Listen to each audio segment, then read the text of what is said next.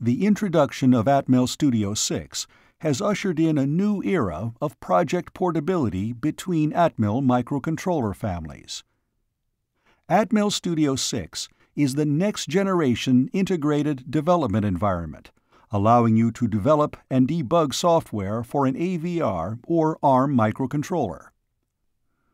So whether you are working on a tiny, Mega, X-Mega, or UC3 AVR, or an ARM Cortex-3 or M4 CPU, the same efficient embedded design workflow is supported. Atmel Studio 6 and the Atmel Software Framework will facilitate the re-implementation of key application features with relative ease if your next project needs an ARM when previously you used an AVR or vice versa. This freedom of choice between Atmel 8 and 32-bit processors is facilitated by the Atmel Software Framework, or ASF, so understanding how to use ASF is an important part of this process. Before watching this video, we recommend you watch the ASF design process, which also introduces the structure of the Atmel Software Framework. Though a short summary will be given here. ASF facilitates a top-down software design process, so you are able to add services to your application and the dependent components and drivers are automatically added to your project. For example, if we add a USB device CDC service, the ASF wizard will automatically add the low-level USB driver to your project. For each service or driver added to the project, you can search the project database of over 1,000 examples for the example implementation closest to the application requirements. Sections of example code can then be copied into your application. The functions called in the example code may need to be modified, finding valid values using the intelligent editor and the ASF documentation. Certain services or drivers have associated configuration files. In this case, we may also need to find example projects to find configuration settings close to those of your application.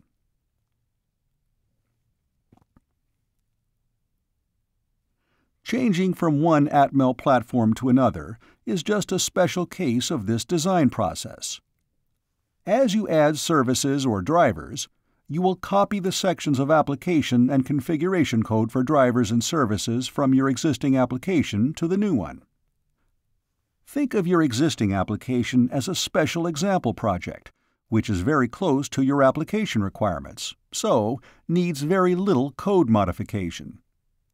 Even less modification will be required if your application uses ASF Common API. Atmel Software Framework API are either common or device-specific. Common API are independent of which Atmel microcontroller they run on.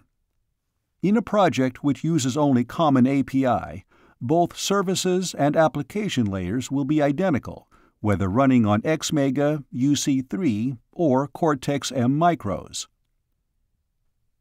In the implementing a project with a device-specific API on a different Atmel micro, equivalent functions would need to be found at an API function level in order to implement similar functionality on the new platform.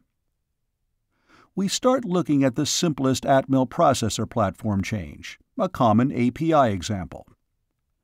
Our starting point will be an X-Mega application which uses only Common API services from the Atmel Software Framework.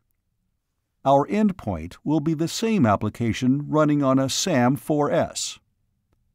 The examples we will look at are the USB device HID mouse examples for the X-Mega B1 Explained and the SAM4S Explained. These respective projects will represent the starting and ending points of this video. Here are the steps that we will follow in this video in order to show how ASF can help us reuse much application layer code when re-implementing an existing application on a different Atmel processor. 1. Create a new example project from ASF USB device HID mouse on the X-Mega B1 Explained. 2. create a new user application template for the SAM4S explained. 3. Use ASF Wizard, add USB device HID mouse service to SAM4S, user application template. 4. Copy configuration file for USB service from Xmega to SAM project. 5. Copy application layer files from Xmega to SAM4 project, without modification because of common USB API. 6. Set the SAM4 clocks by referencing a SAM4 USB example project. 7. Copy the user interface layer from the Xmega to SAM project. This is board-specific, left to the user to complete. From the New Example Project Wizard, we filter project results by device family for Xmega. We filter by kit. In this case, our starting point is the Xmega B1 explained. Search for a keyword, USB, choosing the USB device HID mouse example. If we click on View Help, we can open the web-based help.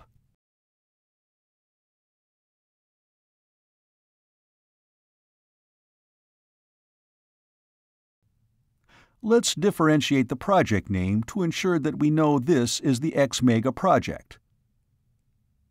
Click OK to create the project. We can build this project by selecting Build Project from the Build menu. Naturally, the build succeeds with no errors.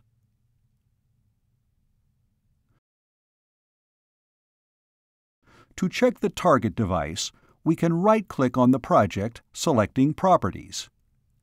In the Device tab, we can see that this project uses the AT-Xmega 128B1. But we need more processing power for the features in our roadmap, so we would like to re-implement this application on an Atmel Cortex-M4 processor. Add a new empty project to the solution, based on the SAM3S EK. This is simply the Atmel Software Framework starting point, that is, the user application template for the SAM4S explained. To understand this project starting point, watch the video, The ASF Starting Point, Understanding the User Application Template. We will select to add this project to our solution. Give it a name indicating that it is for the SAM4S. For this new project, by checking the project properties, we can verify that the device is set to the AT-SAM4S16C.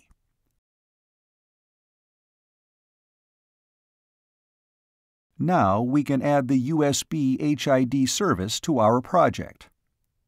Right-click on the SAM4S Explained project and open the ASF Wizard. This will ensure that you add ASF modules to the right project.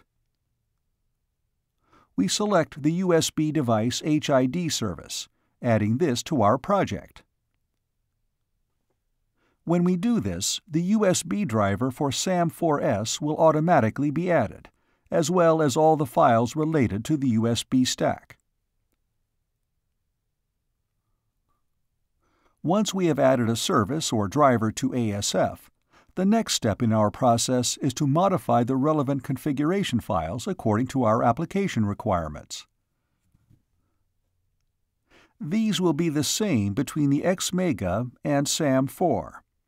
In our Xmega application, we made some modifications to this file, so we directly overwrite the default file in our SAM4S project.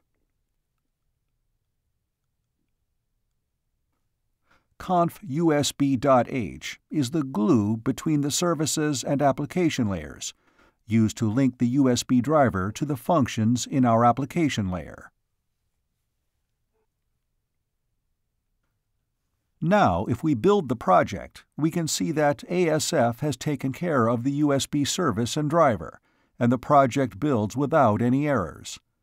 We can now start the process of moving the application layers from the Xmega to the SAM projects. At this point, if your project were a non-common API project, you would have to re-implement your application, looking for equivalent API from ASF at a services level. However, since this is a common API example, we can simply copy across the application layer, which consists of main.c and main.h from the Xmega project to the SAM4. As we copy main.c from our Xmega to our SAM4 project, notice how we can conveniently position these two files alongside each other in Studio.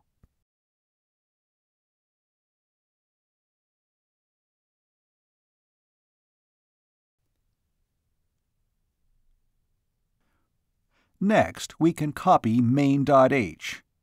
To do this, we first create this header file in the source folder of our SAM4 project.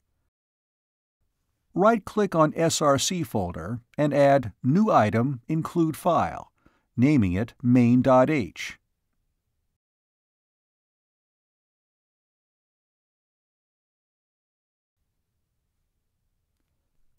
Into this file, we paste the contents of main.h from our Xmega project. In this project, main.h contains the function prototypes that we use to link into the USB stack in conf.usb.h. Next thing to do is configure the clocks in our SAM4 project. This is something we can't copy from the Xmega project, because naturally the SAM4 has a very different clocking structure. Another thing to keep in mind is that quite a specific clock frequency is usually required for any USB application.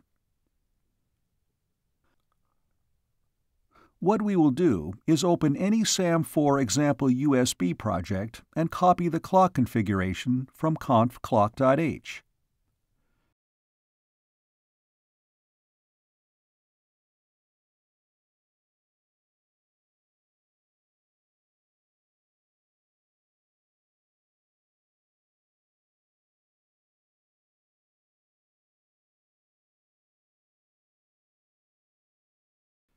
We open this file and place it next to our current conf.clock file to see how the clock configuration differs.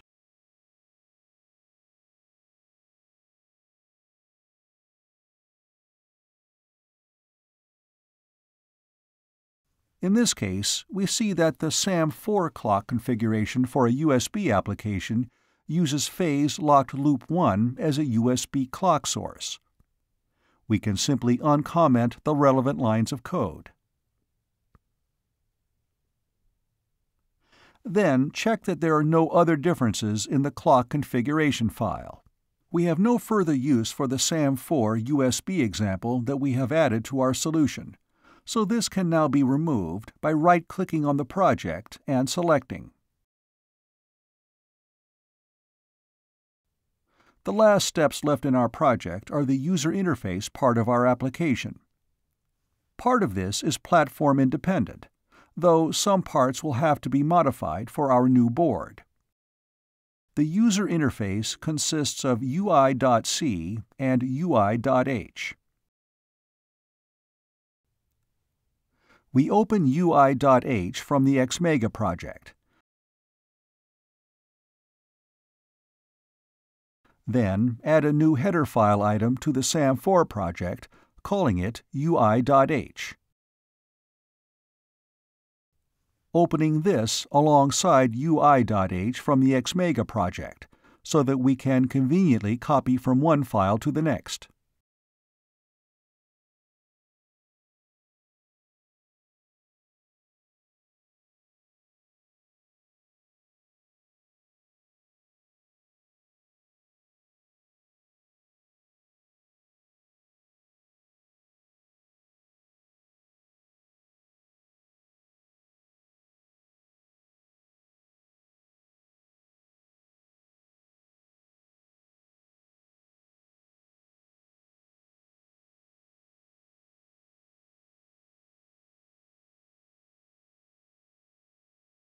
We can now remove the code from all the functions in UI.C, as these are board-specific.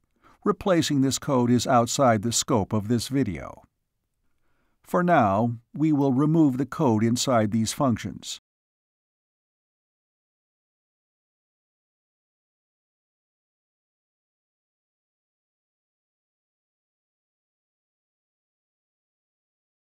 The code compiles, demonstrating that our Xmega project is now almost completely re-implemented on SAM4, giving us the extra processing power we needed for features on our product roadmap.